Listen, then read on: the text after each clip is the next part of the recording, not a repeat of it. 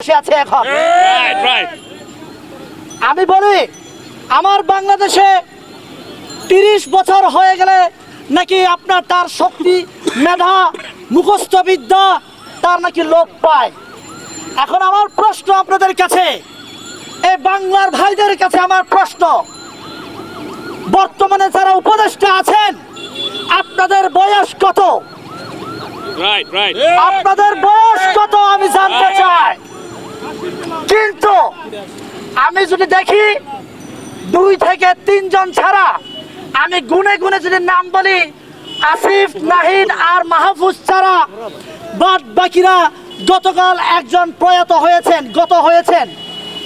তার যদি তার বয়স যদি ইয়াং থাকতো তাহলে গত হওয়ার কোনো কথা ছিল না। গত হয়েছেন কেন? তার বয়স শেষ, লিমিট ক্রস করেছে তাই।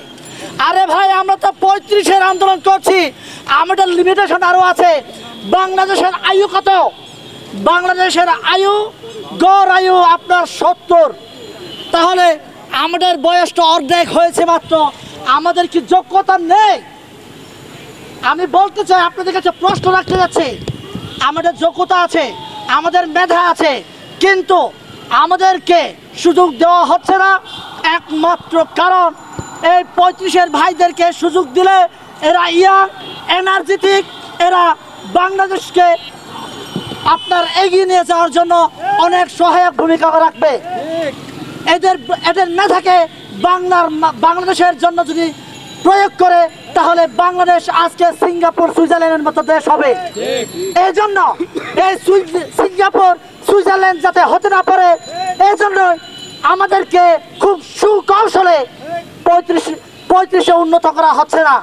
আমি তীব্র নিন্দা জানাই, আমি সংহতি জানাই। আমি ৩৫-এর আন্দোলনে কখনো ছিলাম না, আজকে সর্বপ্রথম এসেছি। আমি মনে করি আমাদের বাংলাদেশে যে সমস্ত ভাইরা আপনারা লেখাপড়া করছেন, আপনাদেরও এই দাবি হওয়া উচিত। কারণ আপনারা লেখাপড়া করছেন, বাংলাদেশের শিক্ষা ব্যবস্থা আপনারা সকলে জানেন।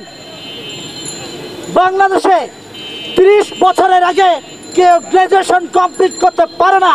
তাহলে ৩০ বছর যদি আপনার গ্রাজুয়েশন করতে লাগে, তাহলে আপনি প্রস্তুতি নেবেন কবে? পরীক্ষার প্রস্তুতি নেবেন কবে? আপনি এই নেওয়ার সুযোগ তো আমাদের দিতে হবে, তাই না? তাই আমরা চেয়েছি ৩৫। আপনারা ভাই আর আমরা রাস্তায় থাকতে চাই না, আমার ভাইয়েরাও রাস্তায় আর থাকতে চায় না। আমরা এভাবে চিৎকার চিচামেচি করে আপনাদের মান সম্মান ক্ষুণ্ণ করতে চাই না, আপনাদের ইজ্জত নিয়ে আমরা টানাটানি করতে চাই না, কারণ আমরা প্রত্যেকে শিক্ষিত যুবক। আরেকটা কথা বলে, শেষ কথা বলে যেতে চাই, আমার এই ৩৫-এর দাবি যৌক্তিক কিনার বিরুদ্ধে কথা বলে ওরা একটা দাবি পেয়েছে, সেহেতু আজকে এই ৩৫-এর ভাইদেরকেও ওদের ভাই মনে করে এই যৌক্তিক দাবি থেকে এরা পাশ করাতে পারতেন, যেহেতু ওরা ক্ষমতার চেয়ারে